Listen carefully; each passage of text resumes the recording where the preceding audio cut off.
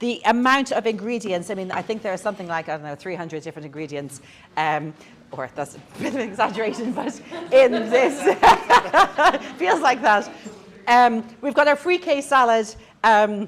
We've got our roasted almond hummus with our delicious root vegetables. We've got that great, it's so much more delicious actually even than it looks, the soy bolognese or chili sin carne.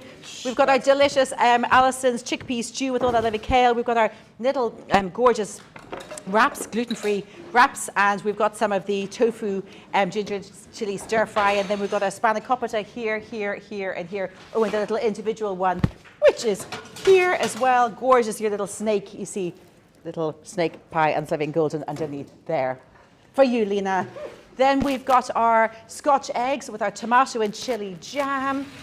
We have got roasted chickpeas with our, oh my goodness, polenta chips with that little fonduta, that blue cheese and parmesan sauce with the rosemary, and our roasted aubergines, fennel and mint.